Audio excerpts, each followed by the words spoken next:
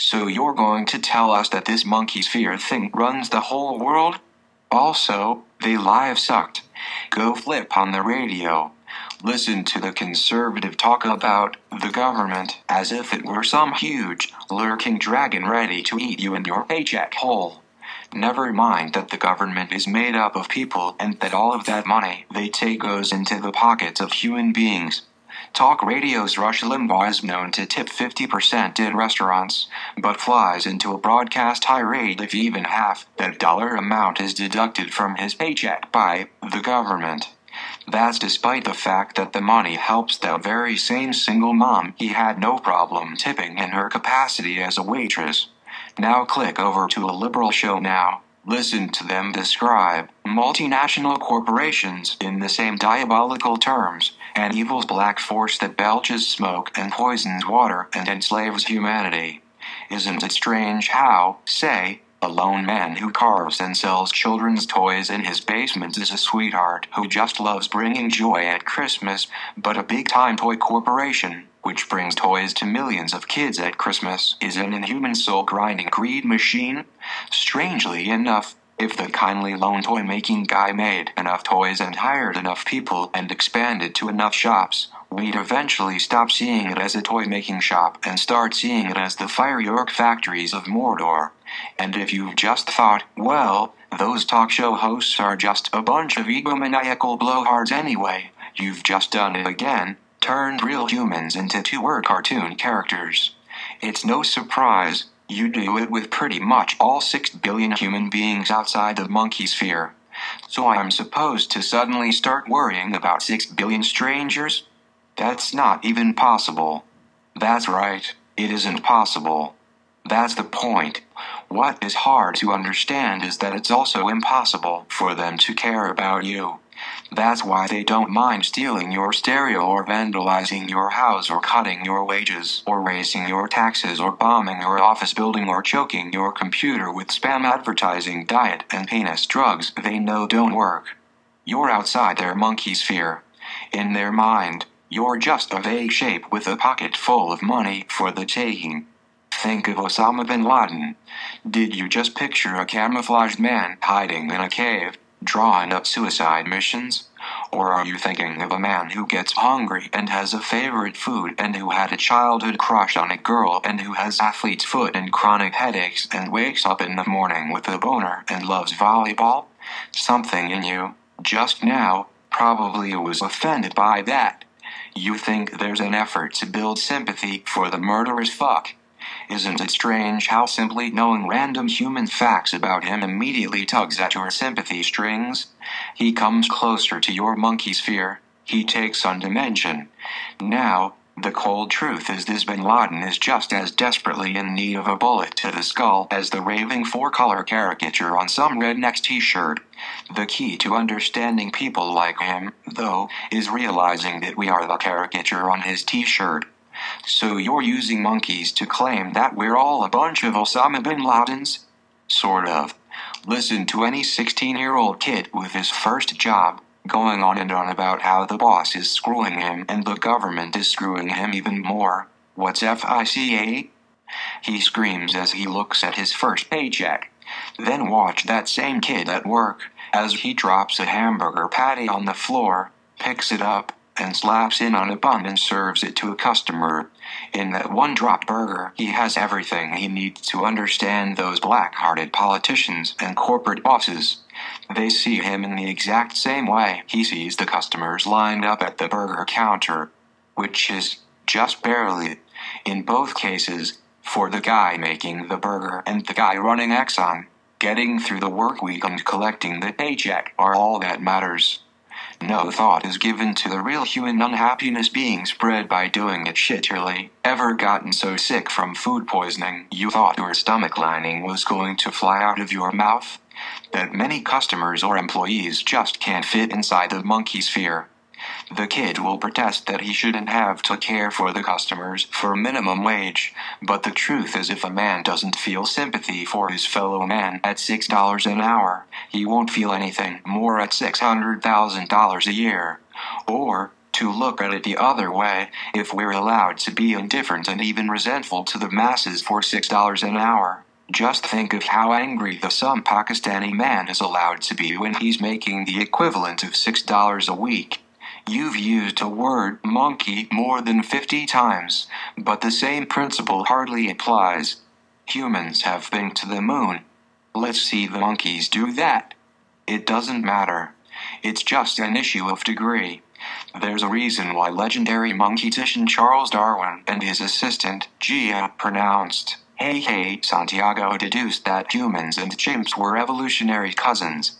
As sophisticated as we are, compare our advanced sewage treatment plants to the chimp's primitive technique of hurling the feces with their bare hands. The inescapable truth is we are just as limited by our mental hardware. The primary difference is that monkeys are happy to stay in small groups and rarely interact with others outside their monkey gang.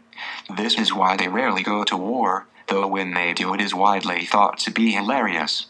Humans, however, require cars and oil and quality manufactured goods by the fine folks at 3M and Japanese video games and worldwide internet and, most importantly, governments.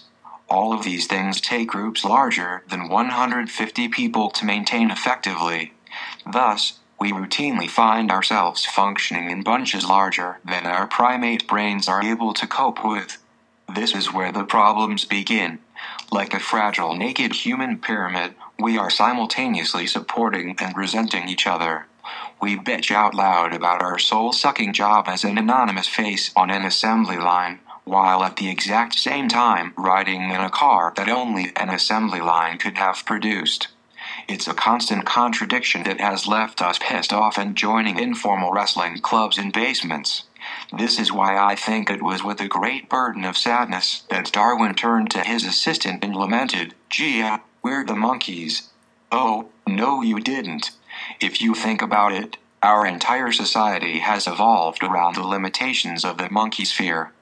There is a reason why all of the really fat-ass nations with the biggest SUVs with the shiniest 22-inch rims all have some kind of representative democracy, where you vote for people to do the governing for you, and all of them are, to some degree, capitalist, where people actually get to buy property and keep some of what they earn. Above, democracy. A representative democracy allows a small group of people to make all of the decisions, while letting us common people feel like we're doing something by going to a polling place every couple of years and pulling a lever that, in reality, has about the same effect as the darkness knob on your toaster. We can simultaneously feel like we're in charge while being contained enough that we can't cause any real monkey mayhem once we fly into one of our screeching, arm-flapping monkey frenzies. A woman showed her boob at the Super Bowl. We want a boob and football ban immediately. Conversely, some people in the distant past naively thought they could sit all of the millions of monkeys down and say, okay, everybody go pick the bananas, then bring them here, and we'll distribute them with a complex formula determining banana need. Now go gather bananas for the good of society. For the monkeys, it was a confused, comical, tree-humping disaster. Later, a far more realistic man sat the monkeys down and said, you want bananas? Each of you go get your own. I'm taking a nap. That man, of course, was German philosopher Hans Capitalism. As long as everybody gets their own bananas and shares with the few in their monkeysphere, the system will thrive even though nobody is even trying to make the system thrive. This is perhaps how Ayn Rand would have put it, had she not been such a hateful bitch. Then, sometime in the 3rd century, French philosopher Pierre Frenchy Lafrench invented racism. Above, the French. This was a way of simplifying the too complex for monkeys world by imagining all people of a certain race as being the same person, thinking they all have the same attitudes and mannerisms and tastes in food and clothes and music. It sort of works, as long as we think of that person as being a good person. Those Asians are so hardworking and precise and well-mannered.